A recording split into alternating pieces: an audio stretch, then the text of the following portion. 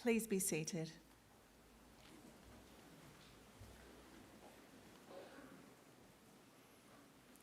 Distinguished guests, I would like to invite Uncle Chris Tobin, representative of the Darug people, to offer the traditional acknowledgement of country.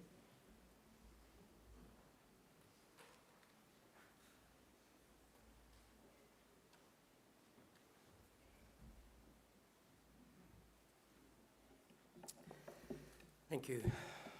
Budji Molinul, everyone. Good morning. And Nalawa, welcome. I belong to one of the local Aboriginal families of the Darug people, the traditional custodians over this part of the country. We begin today by acknowledging that we meet here in Wallamata, the place of the snapper fish and the ancestral homelands of the Wallamedigal clan. I'd like to thank the university for the invitation to come and do this with you. The acknowledgement of country is, for me, one of the beautiful features of contemporary Australia. It's where we pay our respects to Aboriginal people and affirm ourselves as a nation that values truth and the pursuit of justice. My family, in fact, descend from Yarramundi, a respected elder and cleverman from the neighbouring Burrabarongal clan during the early years of colonisation. He saw that our survival in this new world could best be secured if we could learn more about it. So he enrolled his daughter, Bullangai, or Maria, into the Native Institute, a school set up in 1815 by Governor Macquarie, offering formal education to Aboriginal children.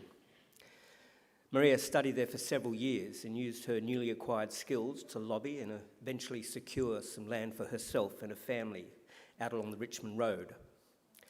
Other Aboriginal families soon joined them, seeking refuge during the brutal displacement of Aboriginal people throughout the 1800s, and the place became known as the Blackstown, where the present-day city of Blacktown gets its name. We are very proud of her, as I'm sure your families are of you here today. And with good reason. Your success is our success. Your advancement, our advancement.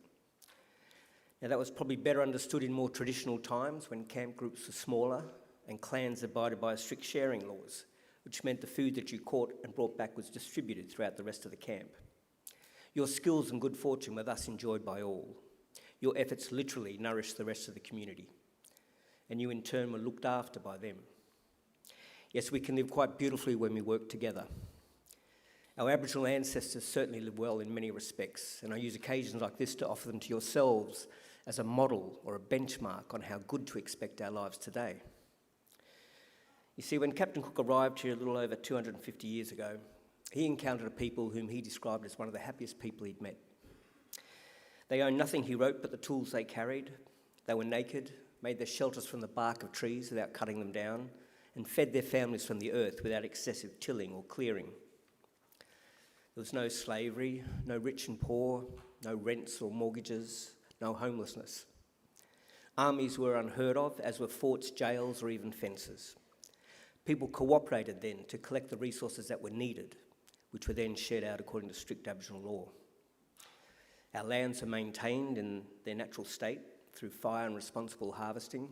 Our rivers and waterways kept clean and unpolluted, with people drinking out of them as they have done here in Wallamata for the past 20,000 years.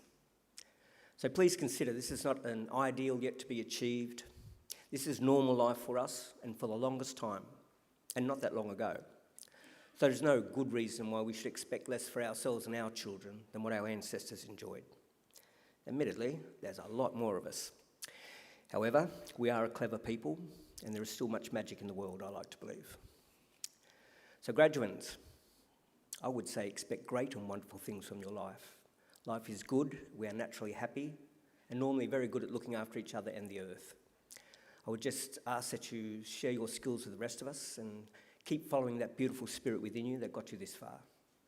Do this and I'm confident we can put together a world we can be proud of and a future that is worthy of our children. We can all do our bit. I'll do mine by winding up and letting you graduate. Just want to say congratulations to all of you and all the best in our collective futures. Thank you.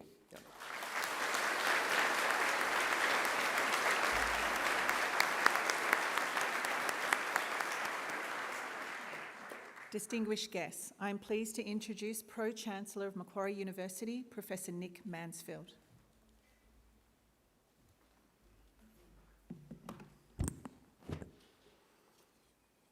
Thanks very much, Chris Tobin, for your acknowledgement of country. We're here today to celebrate the value and significance of education, and it adds a huge amount of meaning to the event to be able to connect it to the strong and long traditions of knowledge, education, and wisdom that have been enacted on this place for many thousands of years. It's a great honour to the university, and we thank you very much for your words. Colleagues, guests, families and friends of our graduands, and most importantly, all our graduands, it's my distinct honour and pleasure to welcome you here today to this graduation ceremony. I bring our graduands and their guests an especially warm greeting from the Macquarie University Council, the university's governing body. It's our hope that today is a very happy and memorable occasion for all of you. Now, I see in here that we have a number of small children and maybe a baby or two here as well, and I want you to know that they are especially welcome. I also want you to know that we do not expect young children to stay either still or quiet through the course of a long graduation ceremony. This is very much an event for families, and young children are especially welcome. Today is a milestone day. Today we celebrate the achievements of those of you about to graduate. Completing a university degree is not an easy thing. It requires an intelligent and inquiring mind, determination and perseverance, and you've made many sacrifices along the way in pursuit of your end goal. And now you've made it, and I look forward to personally congratulating each and every one of you. I also want to especially welcome the family, supporters and friends of our graduands here with us as invited guests. The fact that you've been invited by one of our graduands to take place in one of the most happy and memorable days of their lives is proof positive that you've been an important influence. So to our invited guests, congratulations to you as well, and thank you for celebrating this great occasion with us. Universities are different from schools, colleges, and other educational institutions in that they link teaching, the sharing of knowledge and ideas, with research, the discovery and formulation of new knowledge and new ways of thinking. There are very few innovations in our world, whether it be in how we're treated when we're sick, how we interact with our environment, the technologies that increasingly define our work, communication, and entertainment, how we are educated, the laws we live by, the policies our governments pursue, or the debates that define how we will live, think, and make values that are not touched or even initiated in university research. A university education teaches you not only skills and knowledge, but gives you an awareness of how truth and new ideas develop, how they are tested, and how they are validated. Innovation is at the heart of every university, and therefore also challenge, difficulty, and the excitement that go with them. Macquarie University is at the forefront of innovation and challenge. It was at Macquarie University, for example, in work done in conjunction with the CSIRO, that the world's first working WLAN microchip was developed, the microchip on which all current Wi-Fi technology now depends, a technology that most of us carry around with us all the time and that we depend on 24 hours a day, and that many of you will use to record today's events. It's this spirit of innovation we celebrate, especially in the graduation of our PhD candidates, who are being awarded the world's highest academic qualification for projects that by definition must be original, groundbreaking, and forward-thinking, no matter what the field.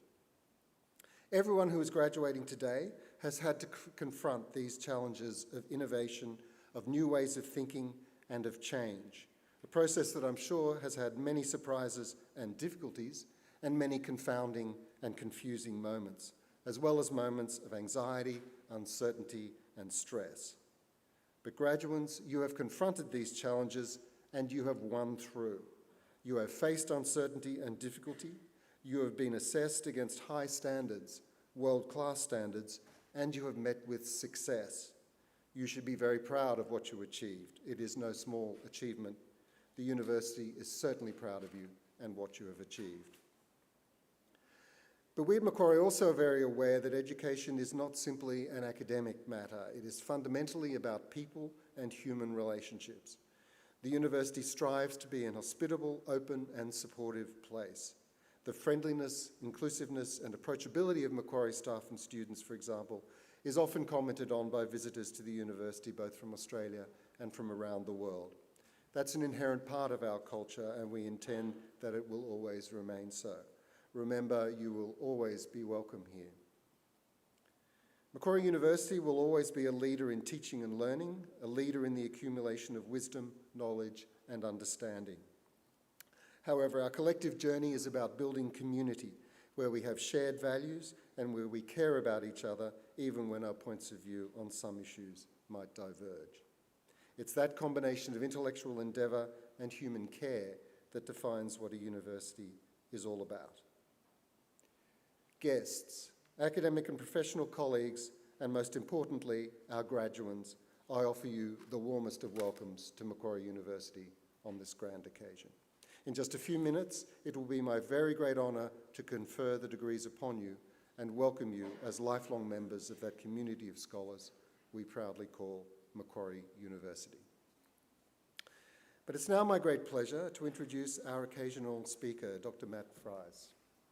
Matt is the Director of Forensic Disability Services within the Victorian Department of Families, Fairness and Housing, where he has responsibility for assessment and offender rehabilitation for Victorians with a cognitive disability who are involved in the criminal justice system. The service supports approximately 850 offenders with the support of 250 multidisciplinary staff. He's also served the equivalent role in New South Wales Government, where he was also Director for the state's Complex Needs Program, the Integrated Services Program. Matt also currently sits on the state advisory panels for Justice Health, as well as Complex Needs. He has also served as Director for Victorian Government's Secure Child Protection Service. Matt is a registered clinical, forensic and educational and developmental psychologist, is co-author of the Armadillo Offender Risk Assessment Tools, and has published book chapters and articles related to the assessment and treatment of offending behaviour by those with intellectual disability and acquired brain injury. I now invite Dr. Matt Fries to deliver the occasional address.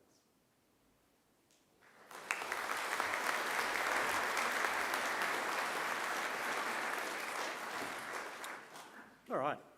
I'd like to start by acknowledging the traditional custodians of the land that Macquarie University is situated on, which would be the Wallumattagal people of the Darug Nation. I'd also like to extend that acknowledgement to any Aboriginal people who are here today, and particularly any Aboriginal people who are sitting in front of me with those funny hats on. Congratulations, you have beaten the odds, and you should be damn proud of yourselves. I'd like to acknowledge the presiding officer, members of the faculty, staff, distinguished guests, and of course, you graduates, you made it here. And of course, family and friends who probably, without yourselves, this group here would not have made it to the finish line. So, hi everyone.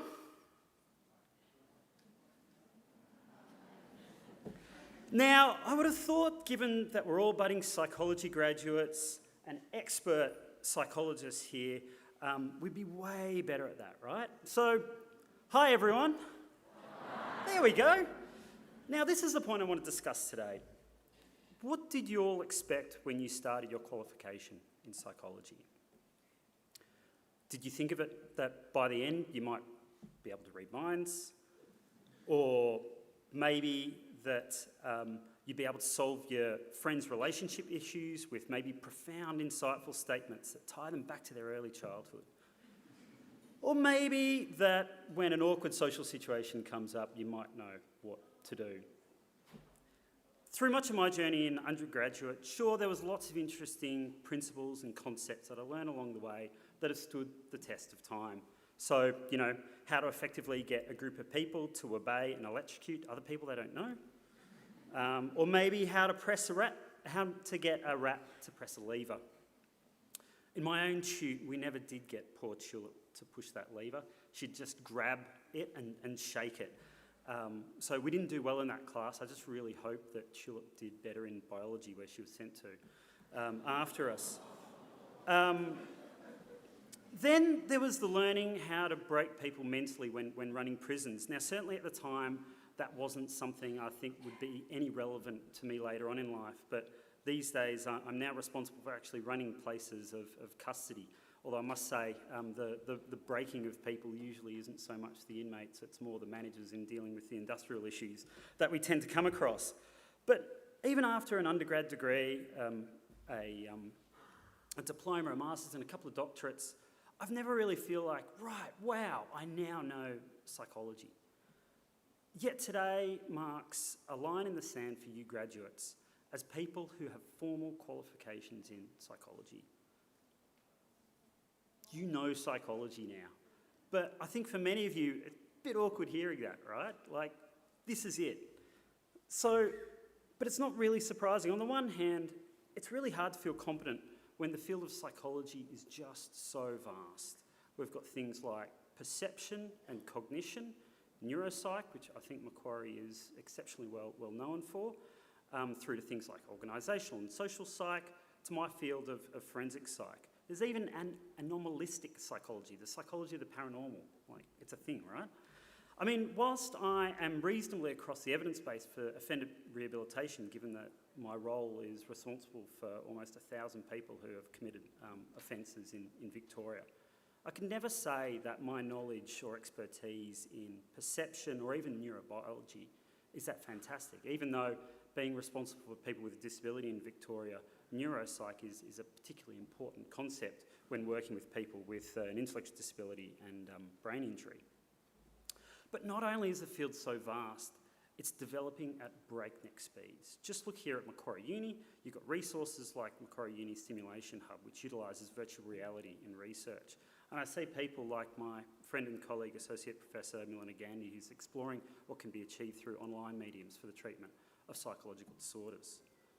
But this speed helps us both in advancing new ideas, but also shooting down some old ones. So, for example, Faisal and colleagues last year published a meta-analysis of results regarding the most widely accepted theory of offender rehabilitation, the risk-needs responsivity model of offender rehabilitation. The model is the cornerstone of pretty much every jurisdiction's approach to rehabilitating offenders, including in New South Wales and Victoria, where it has been that foundation for more than 20 years.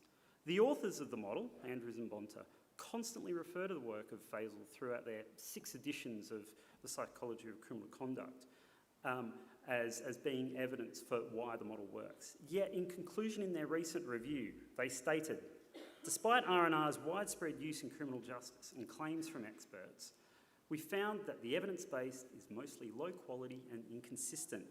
Whether the R&R model has continuing practical utility needs to be more carefully examined, and higher quality research designs are necessary to demonstrate any impact and address theoretical concerns. Without this, introducing R&R to new jurisdictions should be not recommended. I mean, ouch. This conclusion is pretty scathing for a model that is so central to what we do and where so much money is poured into. Clearly the R&R model then isn't the panacea we once thought it was, meaning we must conduct further research and continue to refine our practice. But most importantly, it highlights we can't simply rely on what other people say or blindly stick to the dogma that we've been fed. It's no wonder then many who have psych qualifications, especially registered psychologists, second guess their skill set and are prone to experiencing imposter syndrome. The idea that we're faking it, even when some of our most foundational approaches can be challenged. I think this means it's very easy for us all to be overwhelmed by the field and leave us questioning our own skills. It's this point which I think is so critical and unifying in psychology and central to an education in this field, something that has brought us all here today together. In fact, I think it is this imposter syndrome which is important to our very identity as psychology graduates, and importantly, those who have learnt psychology through formal academic qualifications. Yuval Noah Harari, in his book Nexus, identifies that information is different from truth. He argues that a greater amount of information in an information network isn't necessarily positive in of itself. Rather, more information can actually detract from knowledge and wisdom. Today we think of information networks as artificial intelligence or social media, but of course it can also include things like religious texts like the Bible and academia. So in an age of social media and artificial intelligence, information about psychology and psychological concepts is absolutely everywhere. Basically, every social media influencer worth their while are making profound claims about psychology and the human condition. We can spend between a year to 6 years gaining a formal education about psychology, only to get home one night, we're doom scrolling on Instagram and find, maybe a friend has forwarded a social media influencer's profound psychological concept, maybe central to what we're doing at first glance. That seems obvious and plausible, yet never something we've even covered at uni. And that can leave us curious, but also a bit embarrassed that we didn't know this, further reinforcing maybe our imposter syndrome. Funnily though, in raising his warning about information networks, Harari makes a call out to psychology and psychiatry actually in particular. Like academia in general, and unlike religion, the academic discipline of psychology is a self-correcting information network where the exploration of complex issues occur within academic scientific processes, publications, and of course institutions like Macquarie, such that ideas, methods and findings can be challenged. It has been in this process that has influenced the removal of things like homosexuality from the Diagnostic Statistical Manual. It can be argued that trust in psychology comes from not ideas being the most popular, the basis of that annoying post on Instagram, but on the back of academic rigour and honest, open and unbiased processes. Another way of putting it is that by our discipline being curious, eager to ask questions and open to change, we build trust and are in the best position to promote not just information, but knowledge and wisdom. I actually therefore wonder if in fact this existential question about our capability, our imposter syndrome, serves as a core strength of our discipline, as without it, we might not question our practice, be open to new ideas, conduct research, gain further education, or reach out to a colleague for supervision and reflective practice. In some ways, this is akin to a concept of the anti-library that was described by Nassim Nicholas Taleb in his book Black Swan. A book, by the way, if you haven't read it, it's all about the dark side of our favourite shape, the Gaussian or normal curve. Taleb refers to a guy called Umberto Eco, known for his vast library. Eco believed a large library should not be a measure of a person's knowledge, but a testament to knowledge that is out there and yet to learn. The anti-library emphasises the value of unread books. It shifts the focus from showing off what you know to acknowledging and embracing what you don't.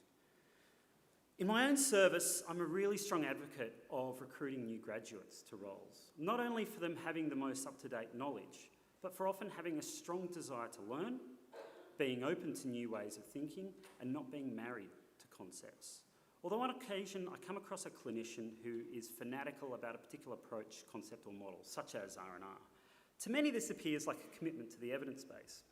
However, I think it is often instead a sign of potentially overcompensation and insecurity, a nod towards popularism and a lack of critical thinking. The result can be a rigid way of thinking about problems and people, which doesn't help in novel situations. Qualities that I think can be particularly dangerous when working in secure forensic settings. And I tell you what, when you are managing secure forensic treatment services, novel situations appear a lot. Only 2 weeks ago, we had a critical incident where one of our residents obtained keys, seriously assaulted 2 staff and another one of the residents, and holed himself up in one of our treatment rooms and threatened suicide. I tell you what, the R&R model says absolutely diddly squat about what the hell you're going to do in that situation. However, the skill of 2 of my psychology staff resolved that crisis simply by being curious as to the motivations of that guy, attempting to understand what variables were at play, and showing that they wanted to understand his perspective. In the end, he actually came quietly, and we actually learnt a lot about how we may have avoided that situation had we maybe listened harder to him earlier that day and earlier that week, and so we've made some corrective action about how we do things in the place. But unlike gaining knowledge through Instagram or even government policy papers, I think it's only through experiences like you've encountered here at Macquarie Uni that effectively gives you the knowledge and networks to critically think about psychological concepts, analyse what is in front of you, and apply learnings with cautious curiosity. To have and know how to use that anti-library. Any idea of science, of course, is reliant on the scientific process, but so few disciplines are so ubiquitous and so few are as complex and difficult to apply scientific rigour.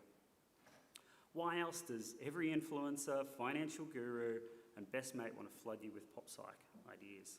So in summary, today you sit here having put significant energy towards not just information, but knowledge and wisdom regarding psychology through tried, tested, and importantly, trusted information networks, Macquarie Uni. There will remain popular attitudes of what you should know or do, but just remember, popularity remains on Instagram. So please embrace that uncertainty you feel, not in your own skills, but in the information that is put to you. As the power of a piece of paper that you grab in a moment, remember, shake hands, then take the thing.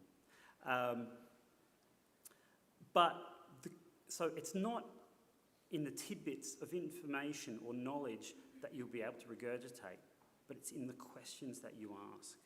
With this in mind, and like much of your careers in psych, I hope this leaves you a little wiser, but also asking even more questions. Ready to lean on the formal and social information networks you've gained here to question, to learn, to apply that, and then question some more.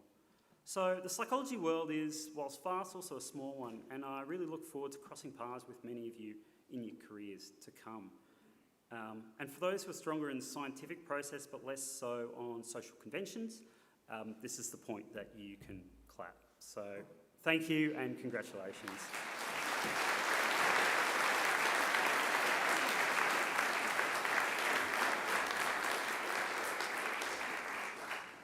Thanks very much, Matt, for those remarks, which I think are meaningful and relevant, valuable to the group. So thank you for coming along and delivering that today. As Pro-Chancellor of Macquarie University, I especially look forward to presiding at ceremonies like this one and conferring degrees on those who've complied with the university's requirements for awards. I now call on Acting Registrar, Professor Amanda Barnier, to formally certify the eligibility of those who've met the university's requirements for awards. Pro-Chancellor, I certify that all the candidates being presented here today and those who are absent have certified the requirements of the Academic Senate for the degrees they are to be awarded. Would all candidates for admission to degrees please stand?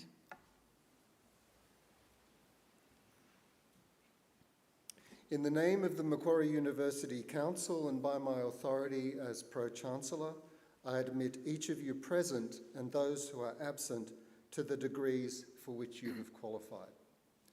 Congratulations.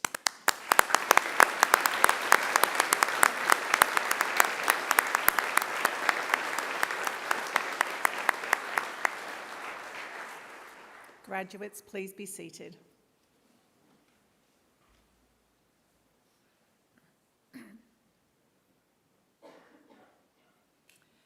Pro-Chancellor, the graduates at this ceremony are from the Faculty of Medicine, Health and Human Sciences. I now call on Professor Roger Chung, Pro-Vice-Chancellor, Academic Health Strategy from the Faculty of Medicine, Health and Human Sciences to present the graduates. Professor Chung.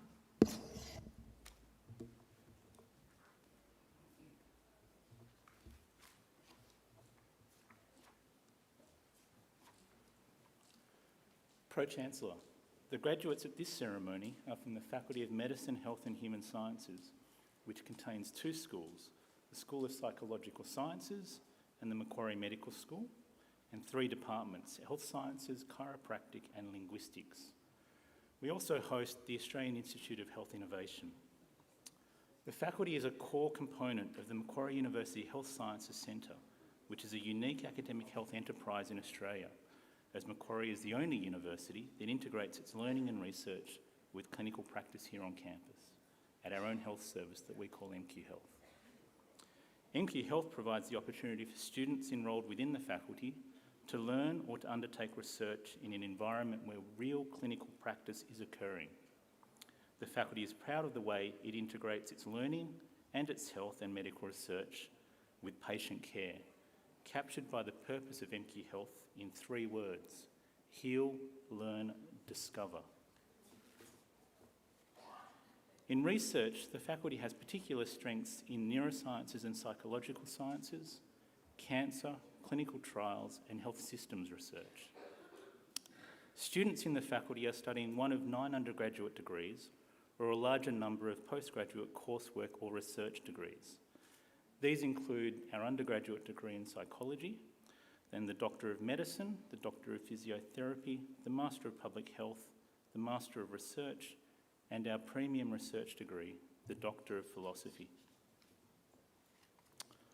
Pro-Chancellor, I present to you the graduates from the Faculty of Medicine, Health and Human Sciences, whom you have admitted to degrees or awarded diplomas.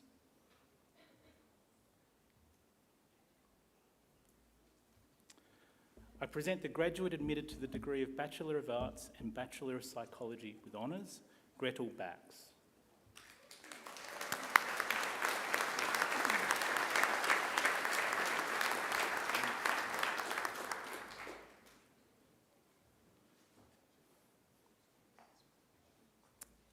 I present graduates admitted to the degree of Bachelor of Business Administration and Bachelor of Psychology honours, Natasha Augustus.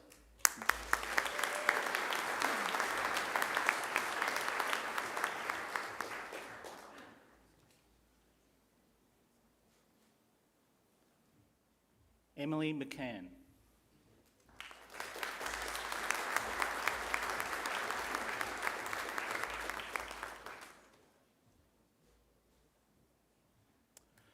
I present the graduate admitted to the degree of Bachelor of Business Analytics and Bachelor of Psychology honours, Sakshi Joshi.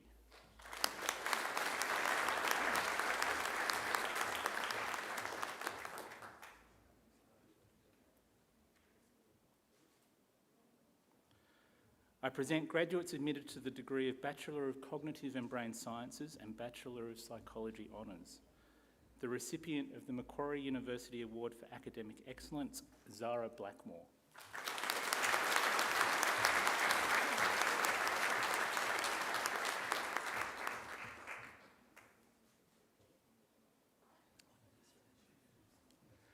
Jasmine Forsyth.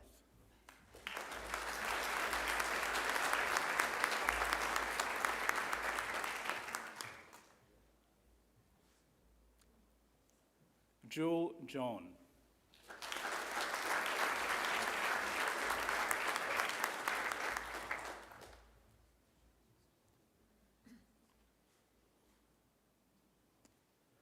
Recipient of the Macquarie University Award for Academic Excellence, Keira Milliken.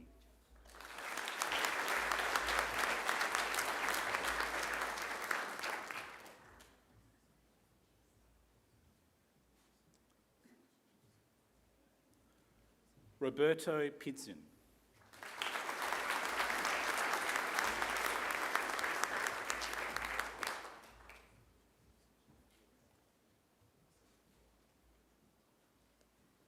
Anna Smith.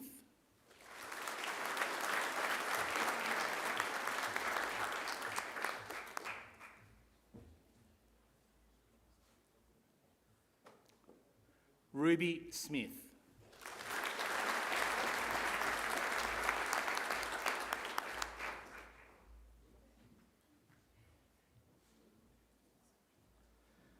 Samim Varaste.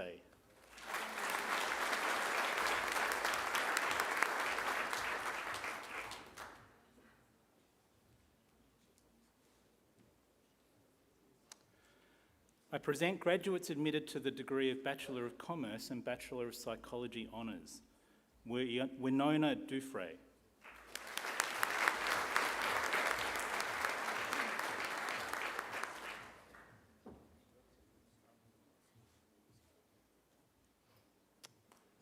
Mia Levin.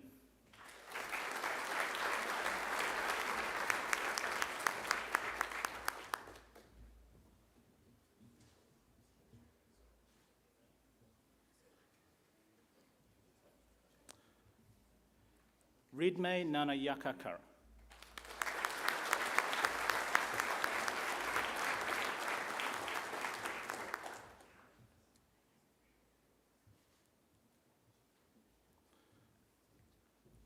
Madura Subanayagam.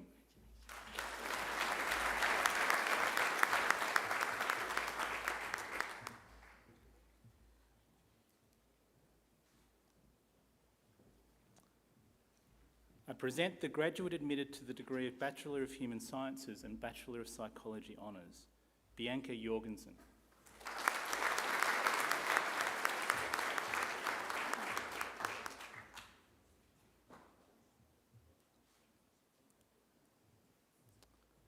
I present the graduate admitted to the degree of Bachelor of Psychology Honours, Class 1, with the degree of Bachelor of Human Sciences, Taylor Sukias.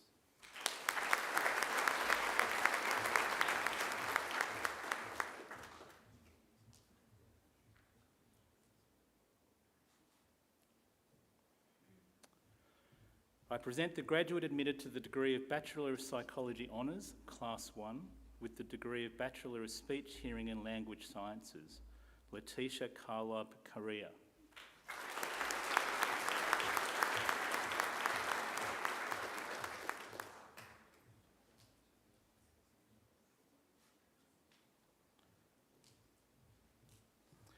I present graduates admitted to the degree of Bachelor of Speech and Hearing Sciences and Bachelor of Psychology Honours, Class 1, Hannah Rahimi.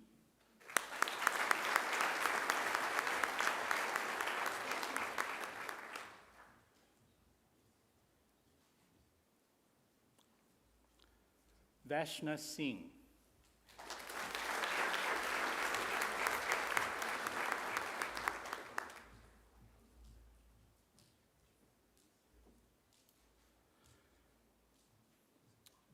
I present graduates admitted to the degree of Bachelor of Psychological Sciences Honours, Class 1, Hamza Alameddin.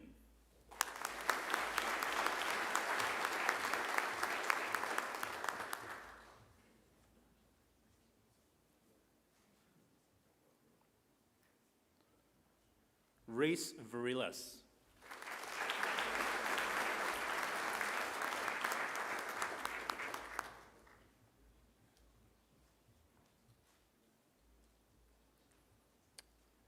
I present graduates admitted to the degree of Bachelor of Psychology Honours, Class 1, April Abella.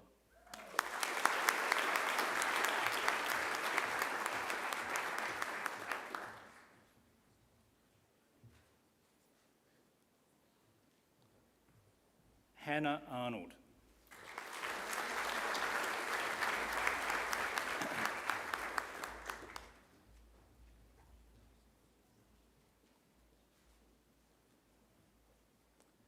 Catherine Atkins.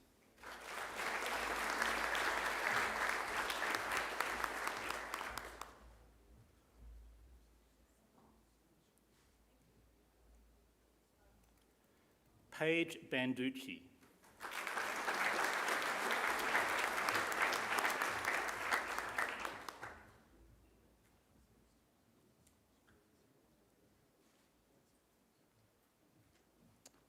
Oliver Barton.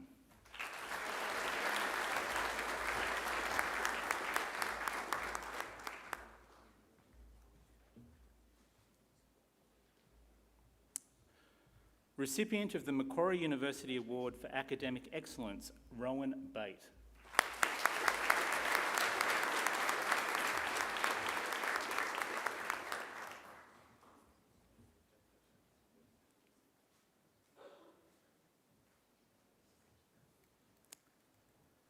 Stephanie Batten.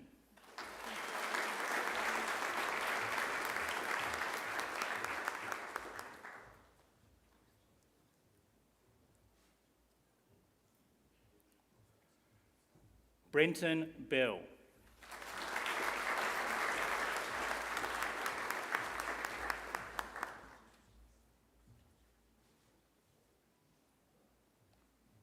Amelia Bevan.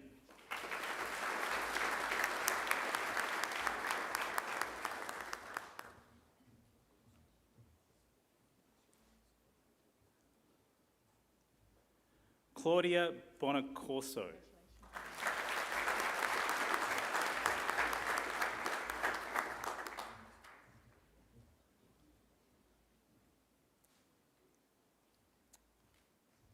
Sophie Brasher.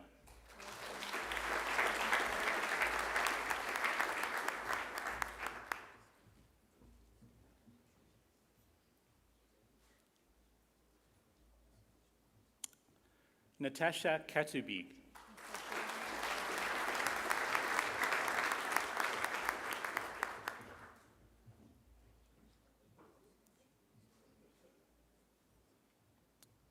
Lucy Curry.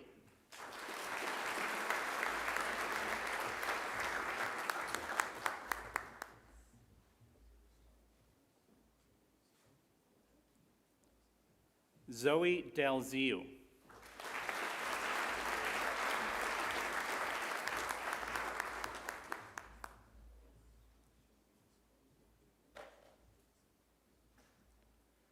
Emily Davey.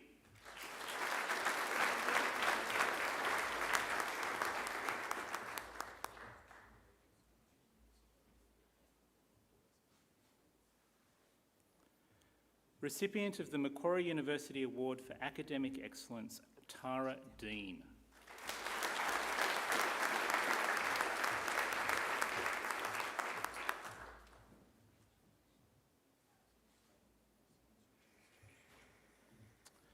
Recipient of the Macquarie University Award for Academic Excellence, Nicholas Dodson.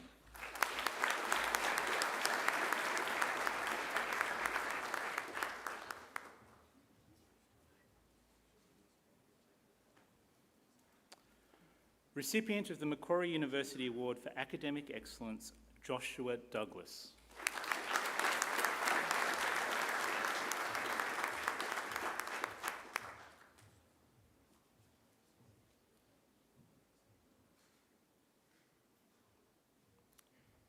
Holly Dragvik.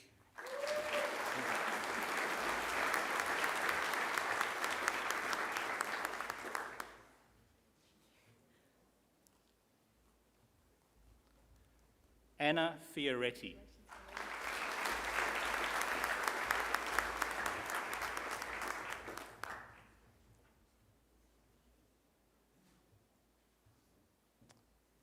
Angel Frith.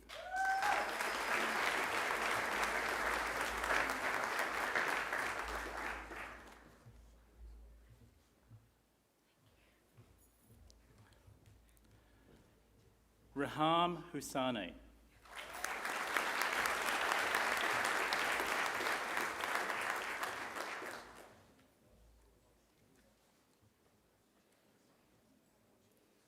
Eugene Joe.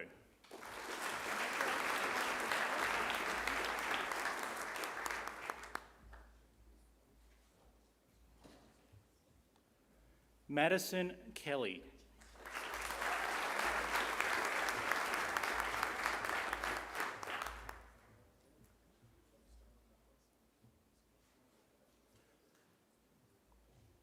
Recipient of the Macquarie University Award for Academic Excellence, Soo Hyun Kim.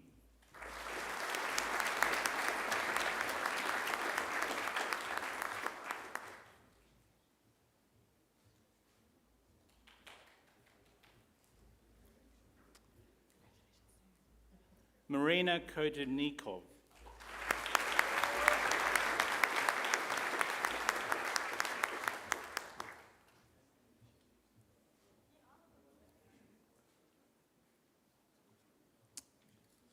Alyssa Krikorian.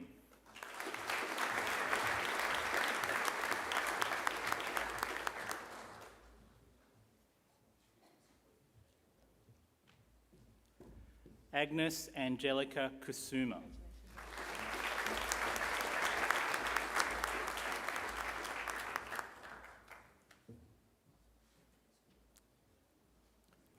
Jessica Lang.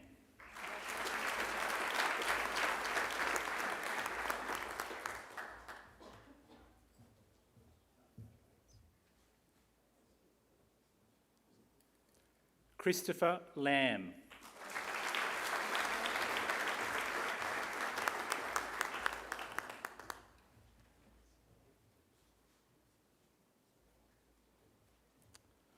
Recipient of the Macquarie University Award for Academic Excellence, Mia Levy.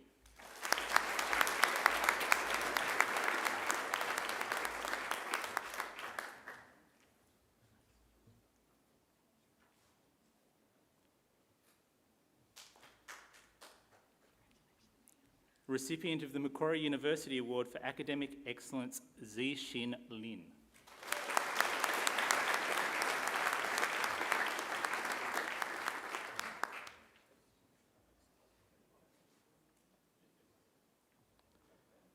Yuan Lukeman.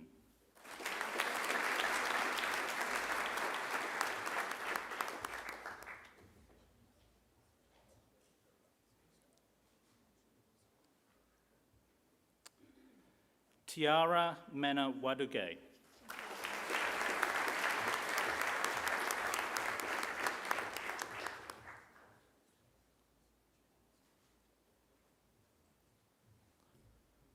Alyssa Mirando.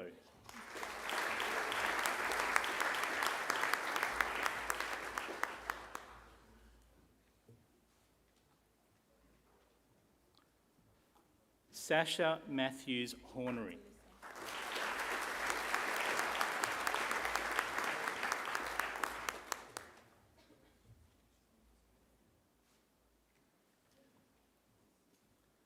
Grace Mirabello.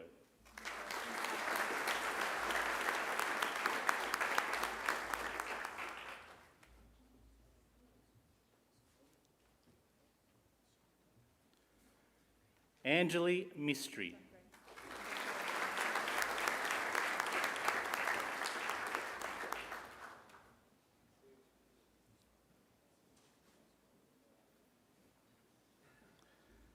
Alexandra Marouk.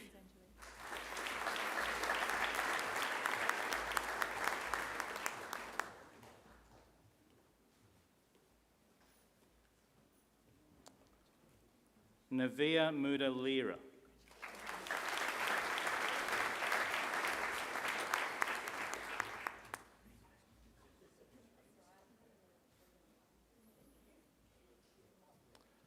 Recipient of the Macquarie University Award for Academic Excellence, Alexander Murray.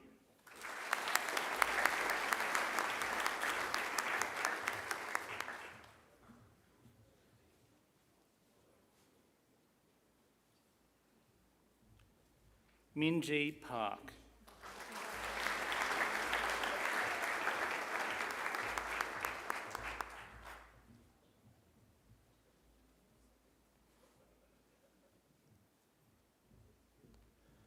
Sinead Pavlovsky.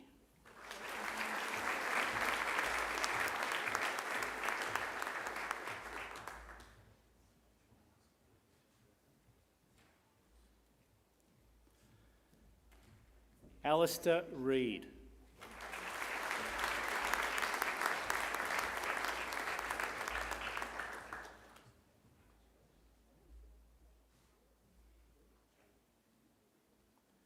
Grace Redfern.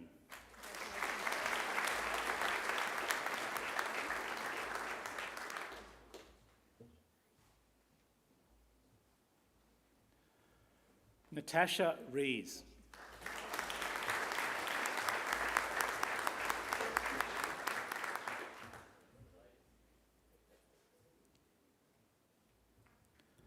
Charlene Robbins.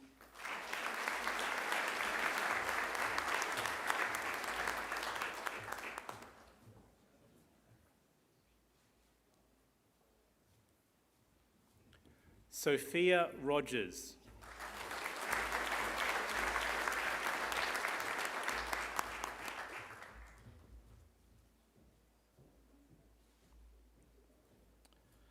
Recipient of the Macquarie University Award for Academic Excellence, James Royal.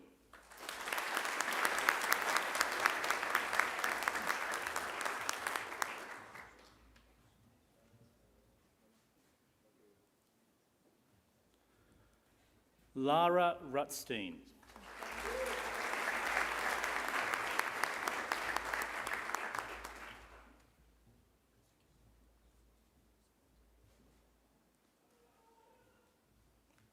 Lachlan Saar.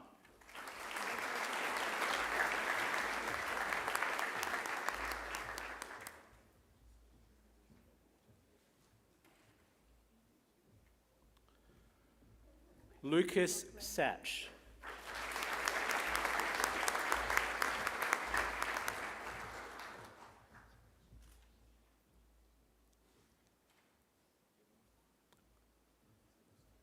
Morgan Salvaire Smith.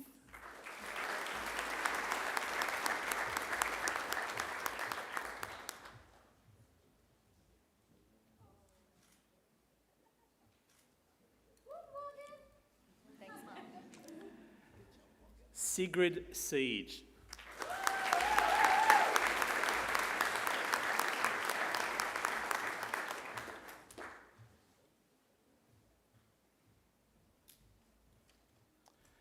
Melanie Seshadri.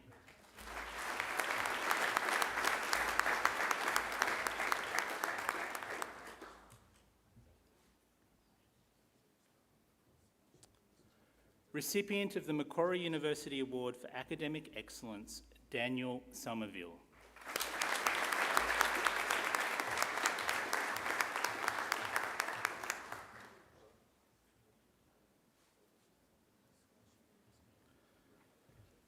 Lucy Stegred.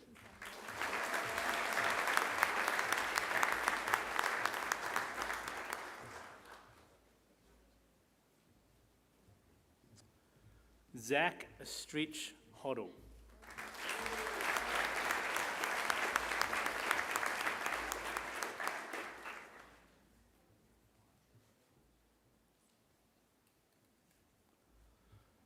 Dora Sabo.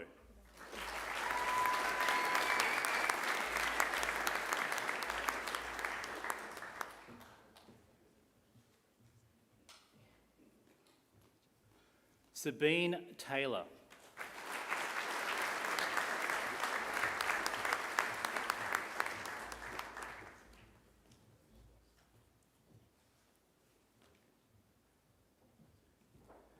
Isabel Tobias.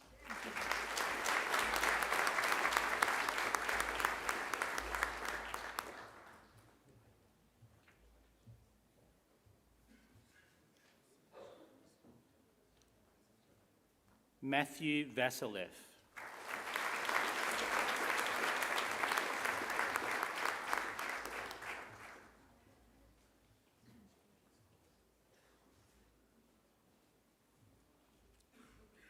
Olivia Vella.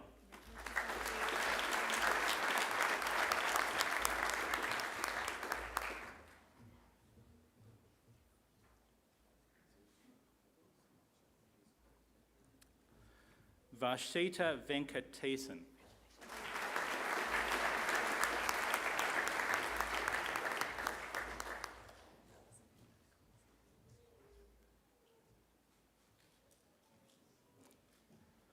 Sophie Vernikos.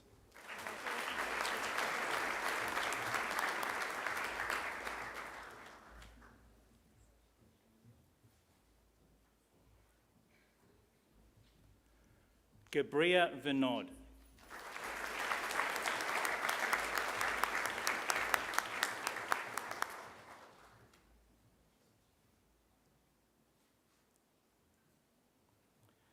Recipient of the Macquarie University Award for Academic Excellence, Renee Viveiros.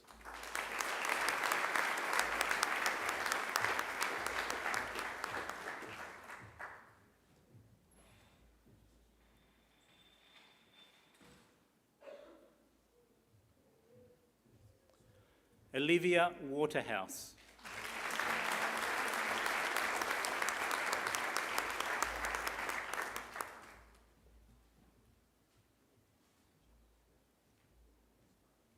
Lily Wells.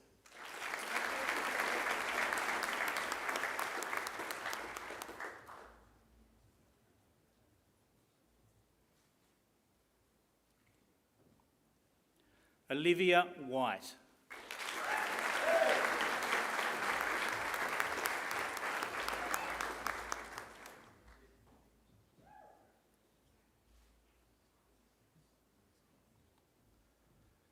Freya Xavier.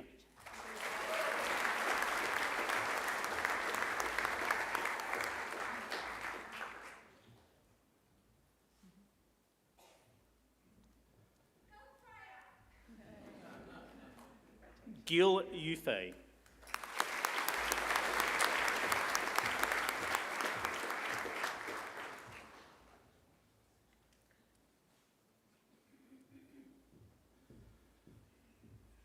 Bailey Yoshia.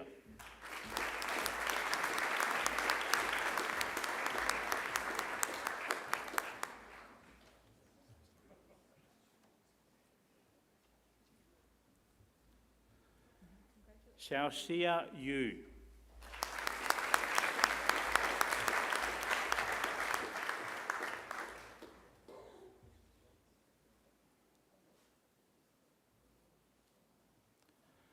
I present graduates admitted to the degree of Bachelor of Psychology Honours, Joaquin Sanchez.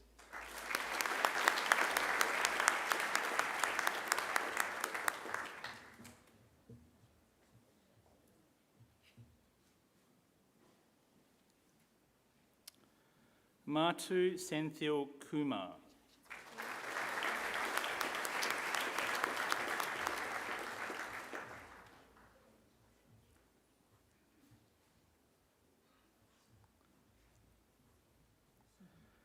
Devesh Pillai.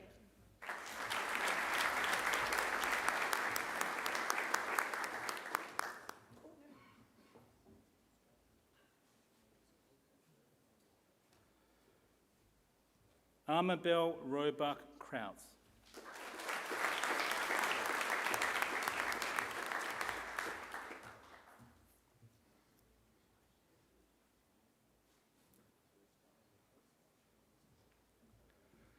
Jessie Wheeler.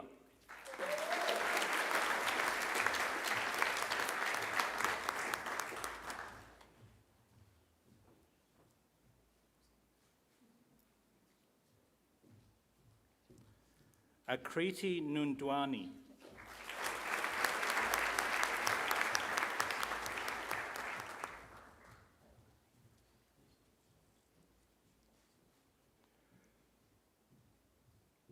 Mia Rowe.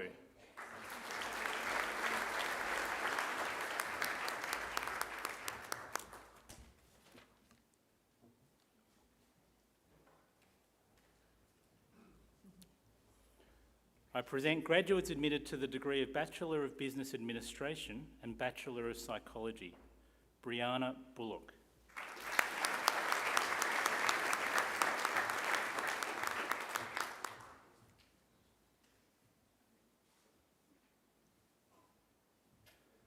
Ellie Carmichael.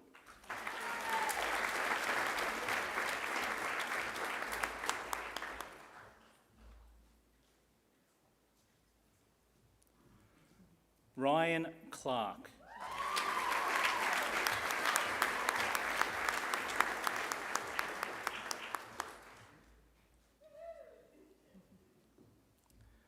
Z. Dye.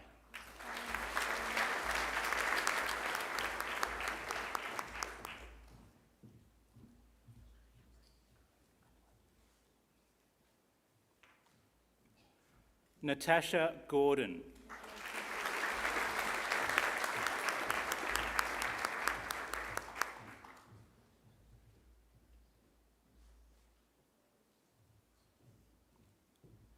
Samuel Moss.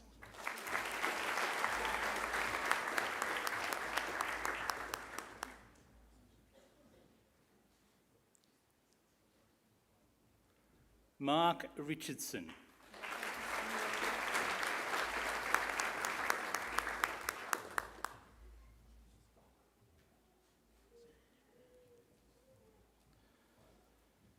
Will Schoenmaker.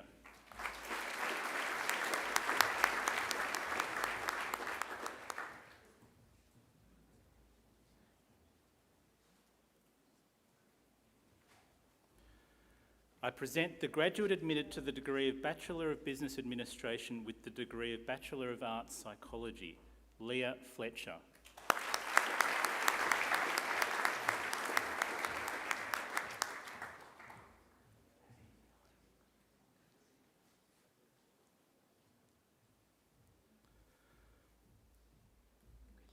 I present the graduates admitted to the degree of Bachelor of Cognitive and Brain Sciences and Bachelor of Psychology, Christopher Signorella.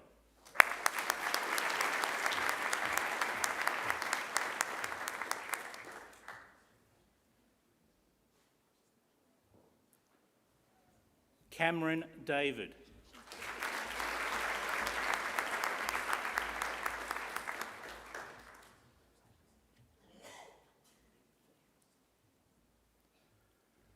Lucinda Devereaux.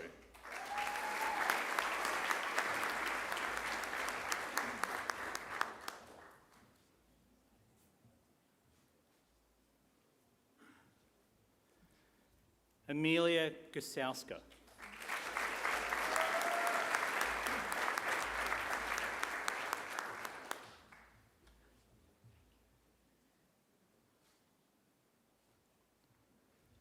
Amber Gosby.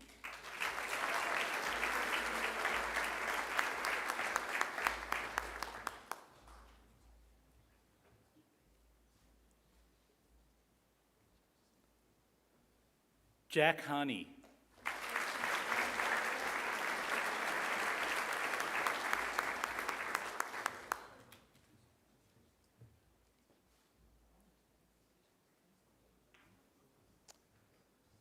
Maria Halcius.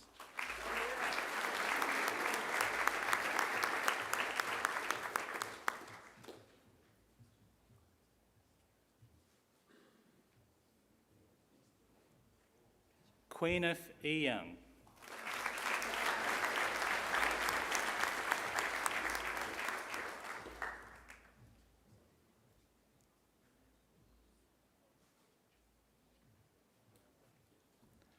Nicholas Koutsos.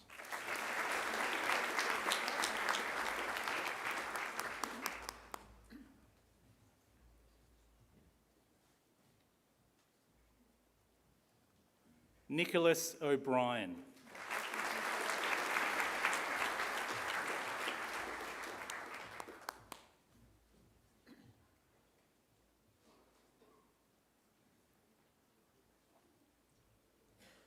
Ella Smith.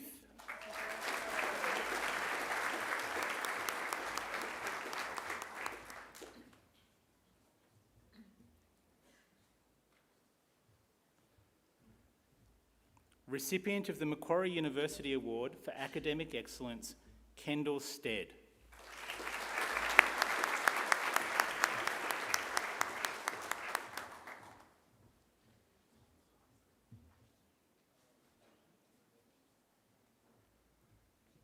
Chloe Thomas.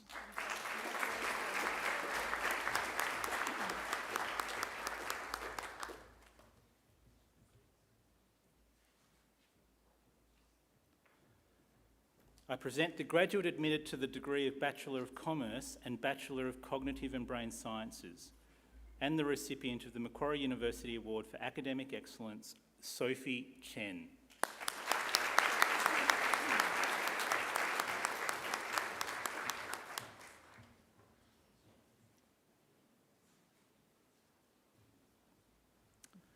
I present graduates admitted to the degree of Bachelor of Commerce and Bachelor of Psychology, Eshna Chand.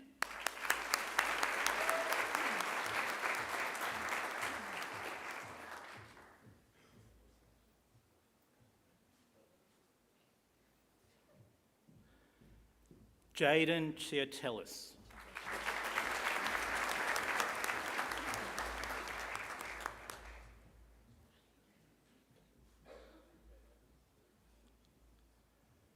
Abby Christie.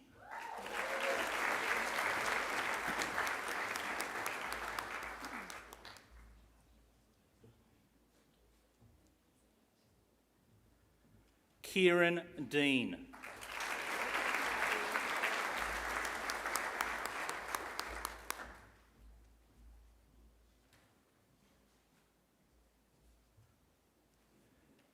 Natalie DeMarcus.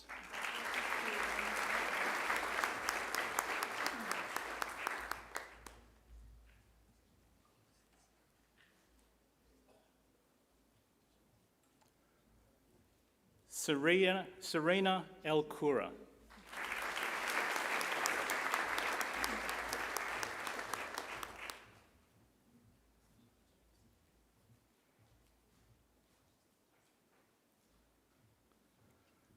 Shreya Gandhi.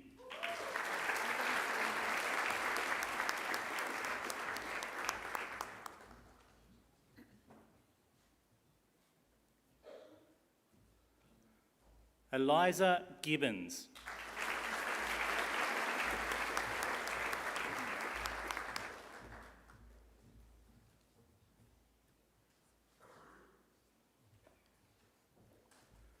Maria Haddad.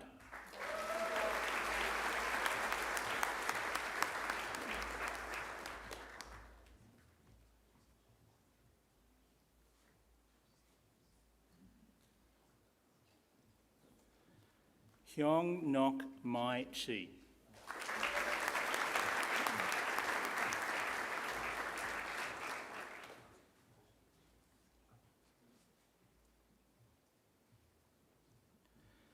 Yi Ming Huo.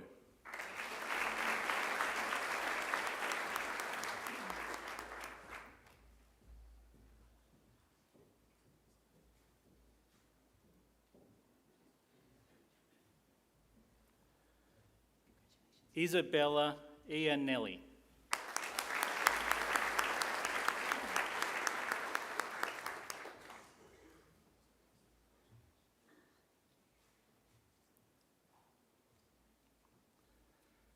Reem Imran.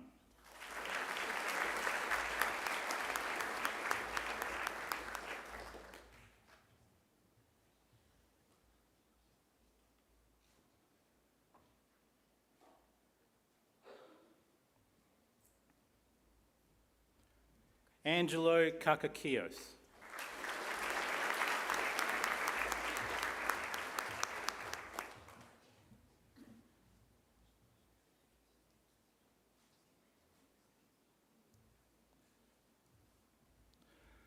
Manpriya Kaur.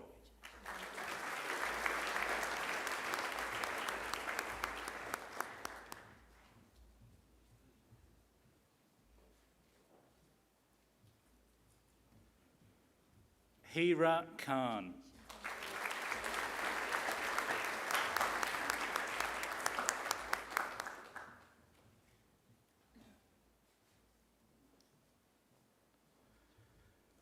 Francesca Luzzi.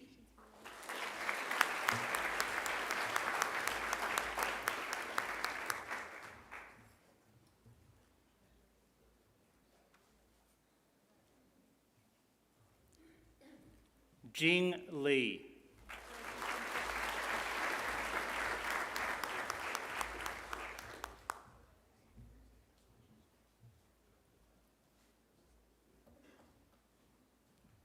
Angus MacDonald.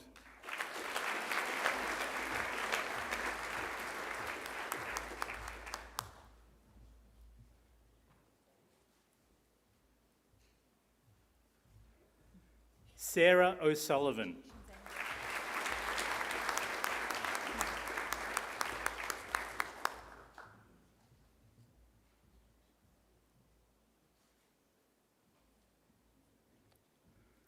Sophie Kwan.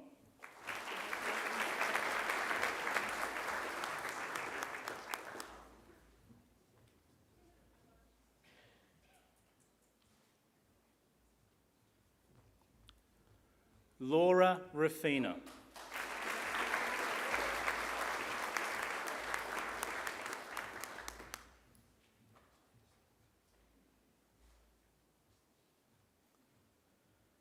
Natalie Rogic.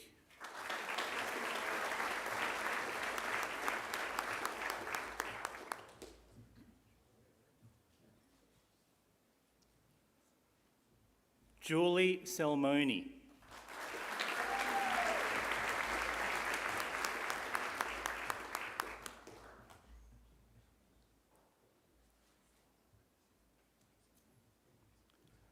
Hayley Thorndike.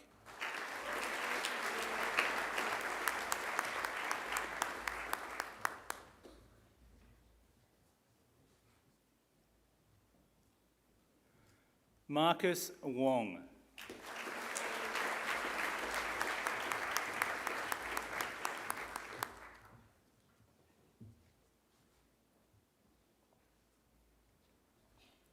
Madison Zammit.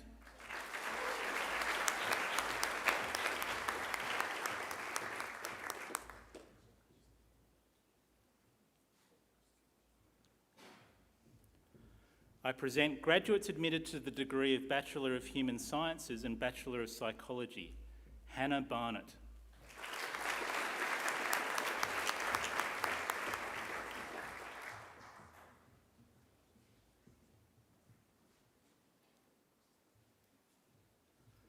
Georgia Griffiths.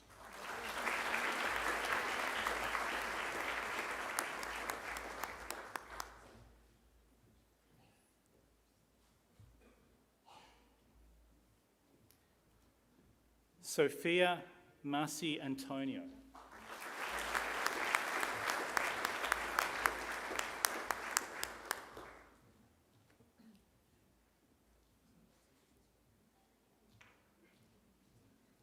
Isabella Meekings.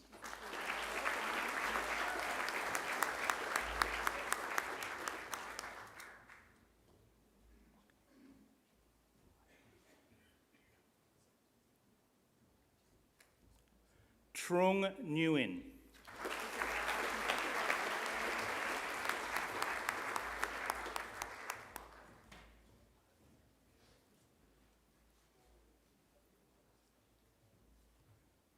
Amelia Packer.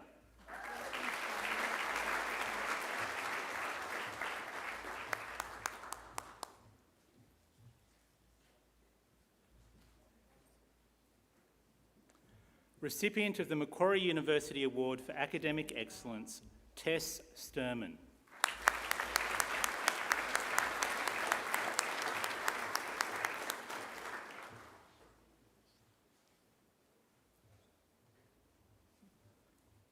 Ashley Tanaja.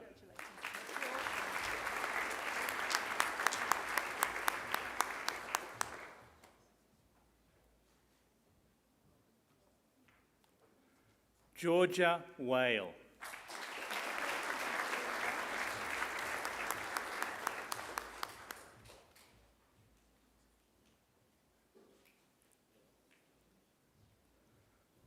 Melissa Zania.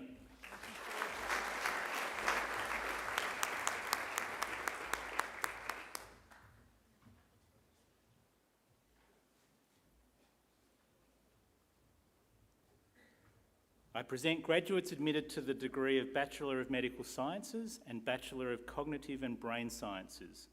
Mia Kajigas.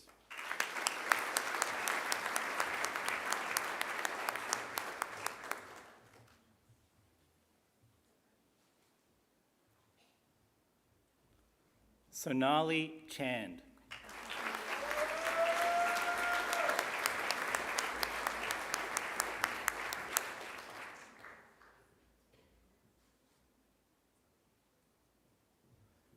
Laura Chen.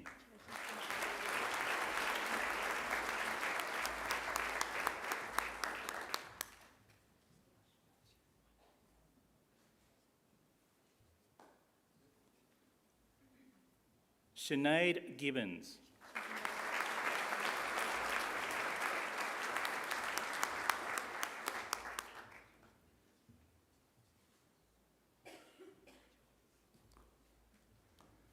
Krithika Hari Krishna.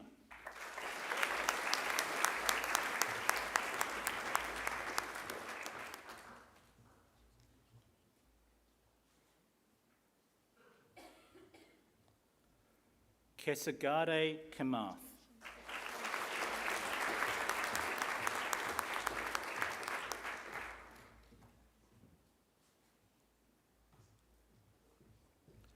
Ben Kennedy.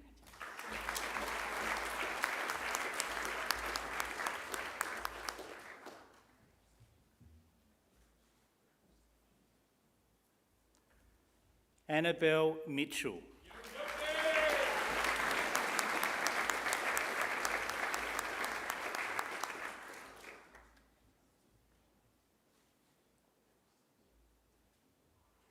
Amelia Monday.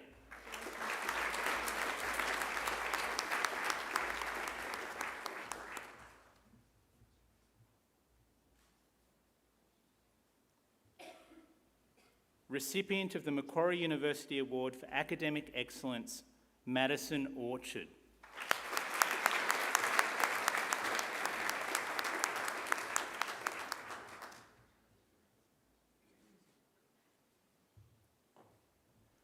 Vanessa Wong.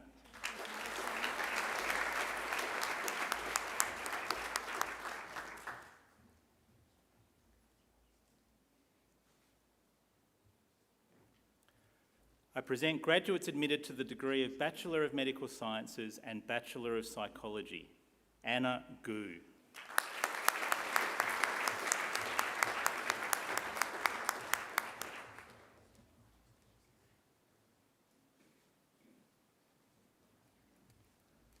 Lara Sotimas.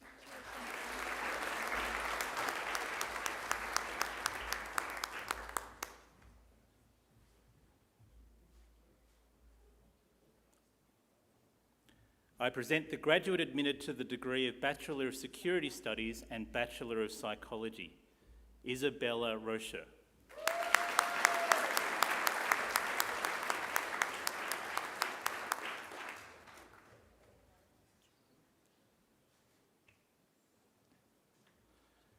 I present the graduate admitted to the degree of Bachelor of Arts, Arman Kapoor.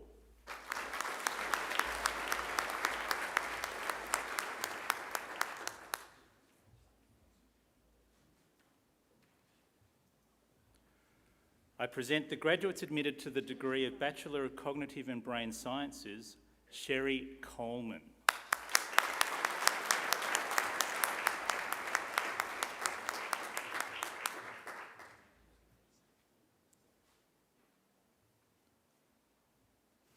Zachary Kinnear.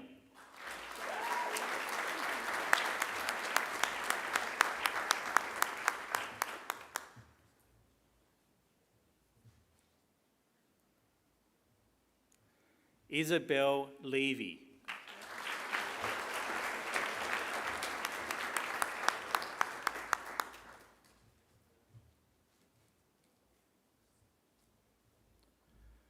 Recipient of the Macquarie University Award for Academic Excellence, Miles Redding.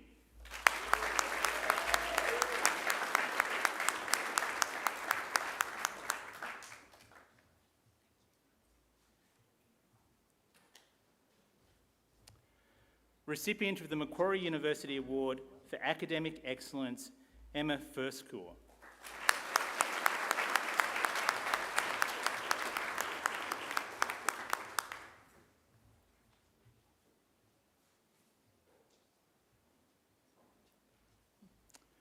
I present graduates admitted to the degree of Bachelor of Psychology, Andrea Boudini.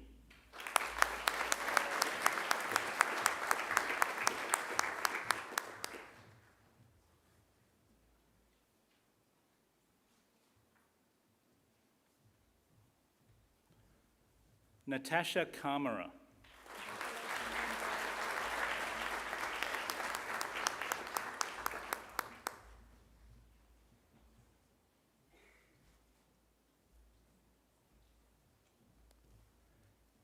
Kentapad Chompusuprisiri.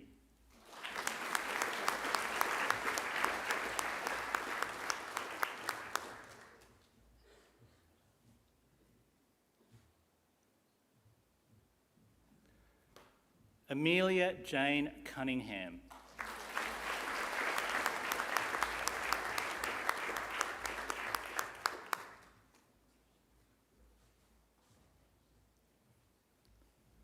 Jacob Domars.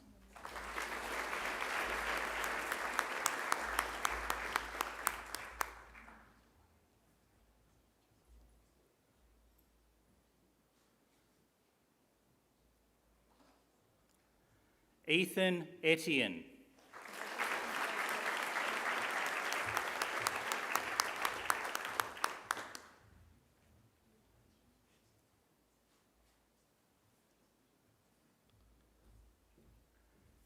Kethmini Haywawasam.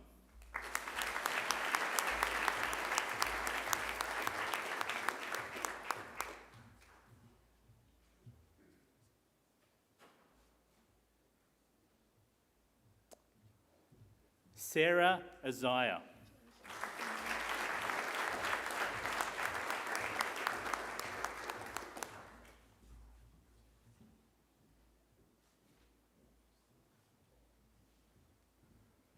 Piper Kelleher.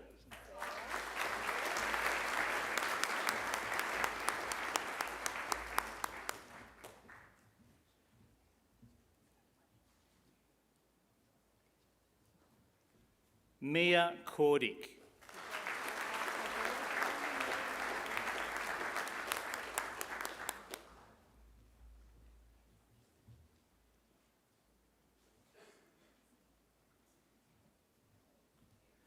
Seung Dong Lee.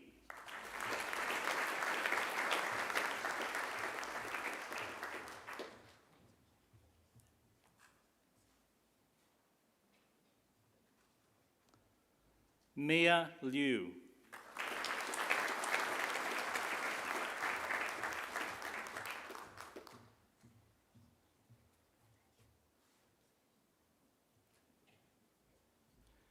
Catherine McKean.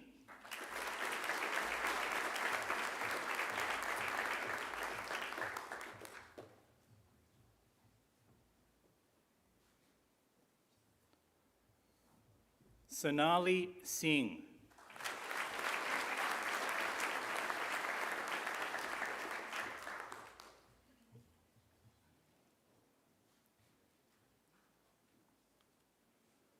Rusiana Tonkin.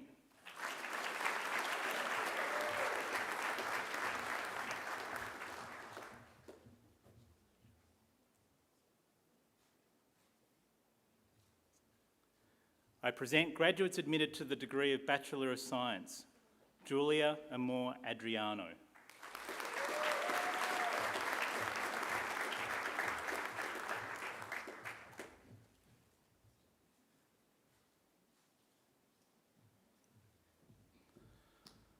Zara Al-Rabi.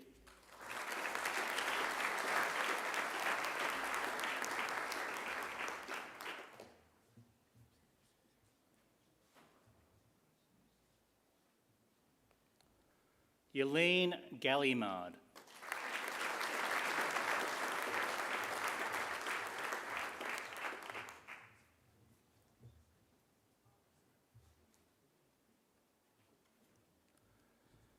Melissa Regan.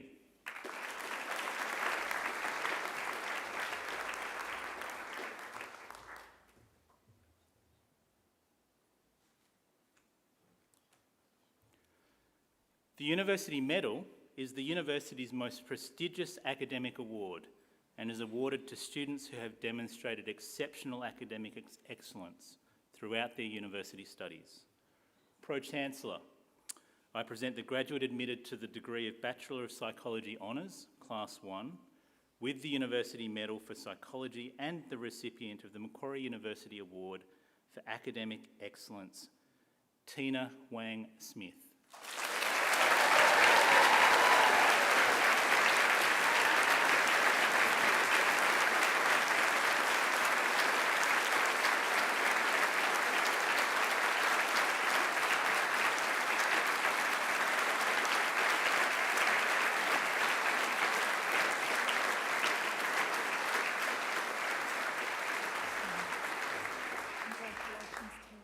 Pro-Chancellor, that completes this morning's presentation of the graduates from the Faculty of Medicine, Health and Human Sciences.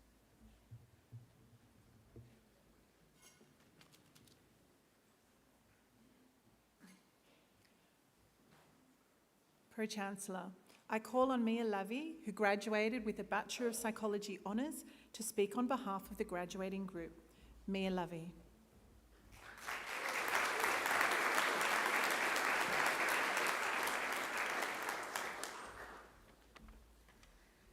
Good morning, Pro-Chancellor, members of the University, fellow graduates and guests.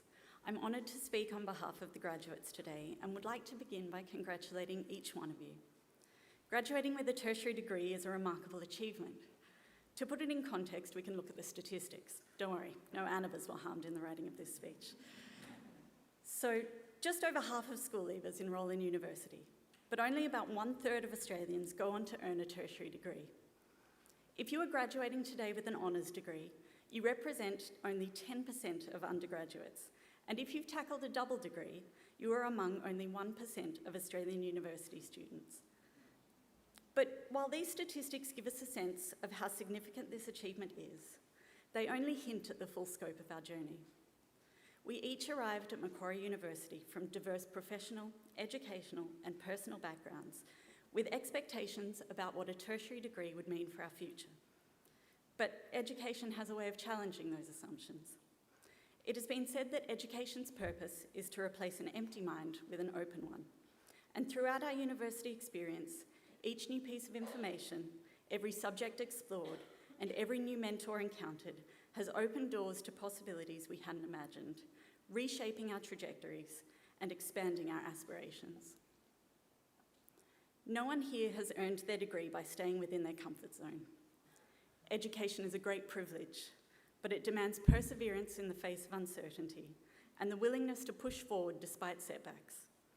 And we are here today through dedication, resilience, and tenacity in overcoming the challenges that both study and life have presented along the way. But none of this can be achieved alone. We have been guided by and owe a debt of gratitude to the dedicated and knowledgeable staff at Macquarie, especially our eminently patient thesis supervisors, whose support has been vital in helping us reach this moment. Equally, none of us could have done this without the support of our loved ones. So on behalf of my fellow graduates, I would like to express our immense gratitude to our long-suffering families, partners and friends, as well as the exceptional staff of Macquarie University. And to my fellow graduates, it has been a great privilege to share in this part of your journey. Enjoy this moment you have worked so hard for, and remember today is not the finish line, but instead the beginning of an adventure with limitless possibilities. Welcome to the starting line. Congratulations and thank you.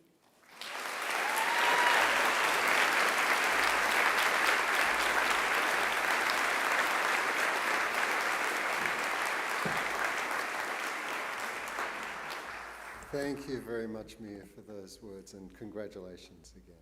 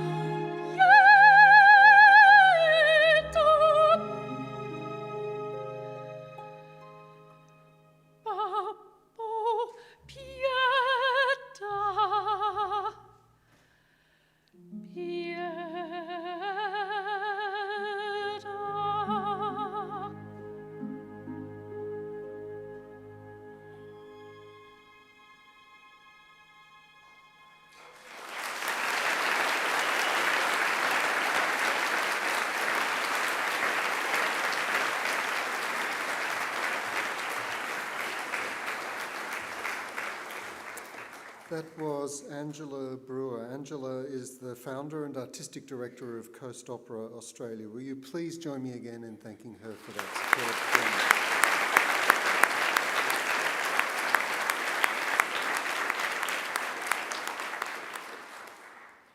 Please also join me in thanking our musicians this morning. On the organ, Heather Moen-Boyd.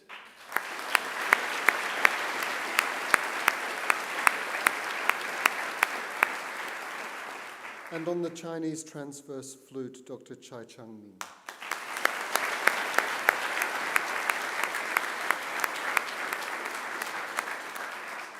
I'd also like to take this opportunity to acknowledge and thank representatives from our alumni community who've come along this morning and generously offered their time to make sure these events run smoothly.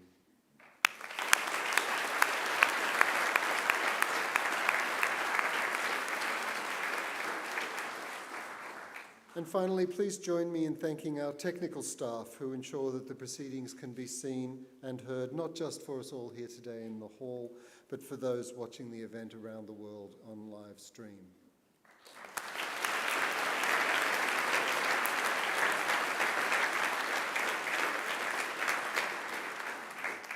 Graduates. This ceremony marks a change in your relationship with Macquarie University, but it certainly does not represent the end of your association with us. From today onwards, you're now part of the bigger Macquarie family. Our alumni network, which has over 230,000 members living in more than 150 countries around the globe, now welcomes you to its fold. We look forward to seeing you back on campus to attend alumni events, to undertake further study, or simply to visit our beautiful surrounds and reminisce about the good times you spent here as Macquarie University students. Graduates, the award of a university degree carries many opportunities and privileges, but like all privileges, it also carries responsibilities. We urge you to commit to lifelong learning and inquiry. We urge you to set ambitious goals for yourselves. We urge you to continue the hard work that has already brought you this far. And remember, the world is not only changed by the great leaps forward of an Albert Einstein or a Marie Curie, but by many contributions, small and large, by people just like you. At Macquarie, we pride ourselves on developing each and every one of our students into engaged community citizens and leaders. So we urge you to always give thought to what you can do for others along the way. You don't have to do much sometimes to make a real difference to someone's life. Sometimes a small gesture or a kind word can mean an enormous amount. We challenge you to continue to exercise sound judgment and initiative and to always be generous in offering practical advice and wisdom to those you meet on life's journey. Our hope is that as graduates of Macquarie University, you'll use what you've learnt here not only for your own benefit, but also for the betterment of our community. And in all you do, we charge you to uphold the good name of Macquarie University. It's also our hope that you always remember the people who've helped you along the way, many of whom are here with us this morning. So to acknowledge their contribution and thank them, I'm going to ask you to do a couple of things. First, I'd like all our new graduates to please stand. Now place your testamas on your seats behind you and turn around to face your families and friends. And now I invite you to give them a mighty round of applause.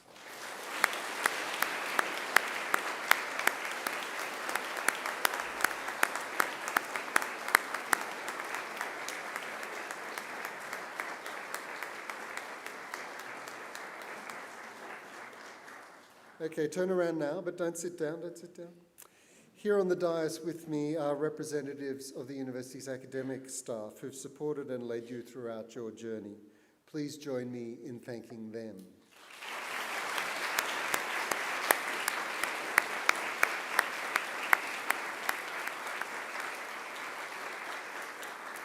Graduates, please remain standing, but do pick up your testamas from the seat behind you. The official party will soon leave the graduation hall, followed by the graduates in procession. As we do, our organist will play the traditional recessional music of graduation, which has been played at ceremonies over the centuries. There's an age-old set of Latin lyrics which accompanies this music, which begin, Gaudeamus igitur dum sumus juvenes. In translation, this graduation exit song starts out, therefore let us rejoice, for we will always be young. The song speaks in a whimsical way of youth and old age at the same time, of the brevity of life and the inevitability of death, of state and city, and of happiness. Again, to our newest graduates of Macquarie University, my warmest congratulations and every best wish for futures filled with success, satisfaction, and above all, with happiness. Now might I ask everyone to please stand. Shortly, I will lead the official party out to be followed by the graduates. I then invite you all to follow the graduates from the hall to enjoy some light refreshments on the dais behind the building. In closing today's wonderful celebration of your achievements, I say again, Gaudeamus igitur, therefore let us rejoice.